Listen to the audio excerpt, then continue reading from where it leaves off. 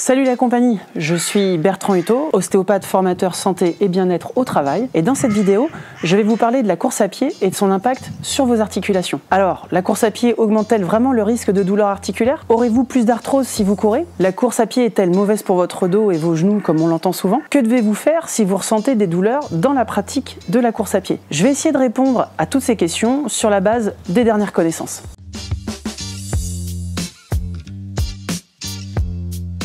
La course à pied est un sport à impact, c'est-à-dire qu'il génère des contraintes, notamment au niveau des articulations, des tendons et des muscles. Pour autant, de nombreuses études tentent à démontrer que la plupart des blessures liées à la course à pied sont plutôt dues à une mauvaise gestion de la pratique qu'à un quelconque impact sur les articulations. Je vous mets le lien de toutes les études évoquées dans cette vidéo en description si ça vous intéresse.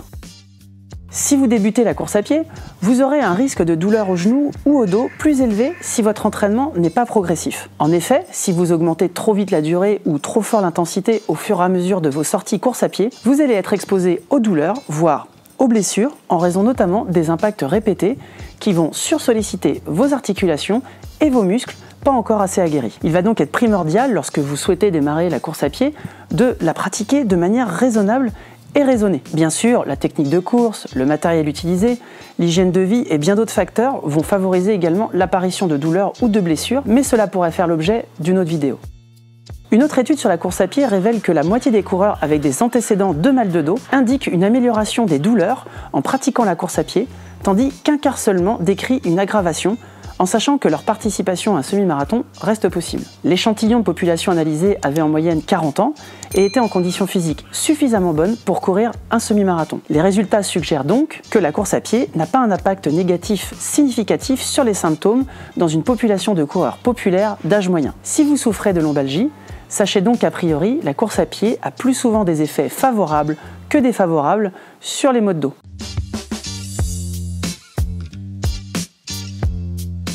Une étude scientifique effectuée sur plus de 115 000 personnes nous démontre que les coureurs amateurs ont moins d'arthrose du genou que les non-coureurs. Le risque d'arthrose serait toutefois plus élevé chez les coureurs de haut niveau, même s'il est important de préciser qu'il n'est pas beaucoup plus élevé que les non-coureurs. Dans une autre étude, les coureurs amateurs auraient du cartilage plus épais que les non-coureurs au niveau des disques intervertébraux. Ainsi, même le cartilage articulaire peut s'adapter au stress imposé par la course à pied, du moment que celle-ci est intégrée graduellement dans un programme progressif. De cette façon, même les gens souffrant d'arthrose, plus spécifiquement au genou, peuvent bénéficier des bienfaits de la course à pied sans nécessairement aggraver leurs conditions. Il est important ici de préciser que l'arthrose est influencée par beaucoup de facteurs, comme par exemple l'âge, le poids, mais aussi les anciennes blessures. Il est donc difficile de déterminer à l'avance quel va être le risque exact d'évolution de l'arthrose sur une personne en particulier, et vous comprenez bien que ce ne sera pas lié uniquement à votre pratique sportive. N'oubliez pas non plus que arthrose ne veut pas dire forcément douleur. Donc si vous avez des douleurs, ce n'est pas forcément à cause de l'arthrose.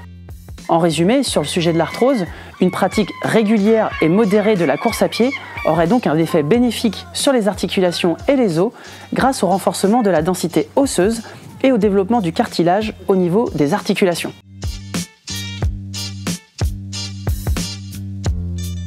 Alors avec ça, malgré un entraînement progressif et adapté, vous ressentez de légères douleurs ou des inconforts au niveau des genoux ou alors au niveau du dos, pendant ou après la course à pied. À partir du moment où ceux-ci sont d'une intensité faible, c'est-à-dire 2 sur 10 et qu'ils ne durent pas longtemps, c'est-à-dire maximum 1 heure après l'effort, cela ne pose pas vraiment de problème. Comme évoqué précédemment, le corps humain s'adapte aux contraintes imposées dès lors que celles-ci sont progressives. D'ailleurs, il y a de fortes chances que cet inconfort modéré s'atténue, voire disparaisse avec le temps, si vous gérez correctement votre entraînement de course à pied bien sûr. En cas de douleur trop importante, vous pouvez, dans un premier temps, réduire votre vitesse ou alterner la course à pied avec quelques secondes de marche afin de réduire le stress imposé sur votre dos et vos genoux. Cependant, si les gênes ou les douleurs persistent à distance de la course à pied, augmentent en intensité ou sont accompagnées de raideurs articulaires, il se peut que votre pratique ne soit pas adaptée ou bien qu'il soit nécessaire de consulter un professionnel de santé afin d'en déterminer la cause pour vous accompagner.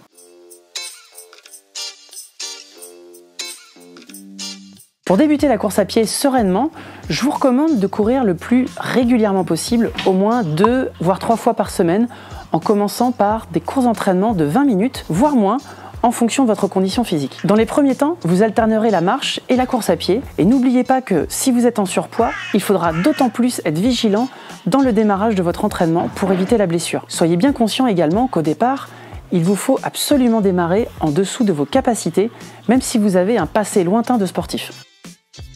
Vous allez donc débuter très progressivement l'entraînement et réduire au maximum la force d'impact au sol à chaque foulée. En effet, les grandes foulées vont augmenter la pression exercée sur vos articulations. De façon générale, essayez de courir le plus léger possible avec une cadence de pas la plus élevée possible. Autrement dit, afin de réduire les impacts sur vos articulations, réduisez l'amplitude de votre foulée, ce qui permettra d'avoir moins de poids sur vos articulations à chaque pas. Je pourrais vous donner encore beaucoup de clés pour bien démarrer la course à pied, mais je pense que ça fera l'objet d'une autre vidéo. N'hésitez pas d'ailleurs à me dire si vous souhaitez que j'en fasse une en commentaire de cette vidéo. Allez, voilà pour aujourd'hui, j'espère que cette vidéo vous aura plu. Vous aurez compris que finalement la course à pied, elle est plutôt bénéfique pour vos articulations, à partir du moment où votre entraînement est progressif, modéré et adapté à votre condition. En d'autres termes, si vous pratiquez la course à pied en mode sport santé, vous aurez des bénéfices. Et n'oubliez pas que la pratique d'une activité physique a beaucoup d'autres bienfaits pour votre bien-être et votre santé, comme je vous l'ai déjà évoqué dans une autre vidéo. Allez, merci à tous d'avoir suivi cette vidéo. N'hésitez pas à mettre un pouce bleu, à partager cette vidéo et à vous abonner à la chaîne pour recevoir d'autres vidéos que je posterai prochainement. À très bientôt.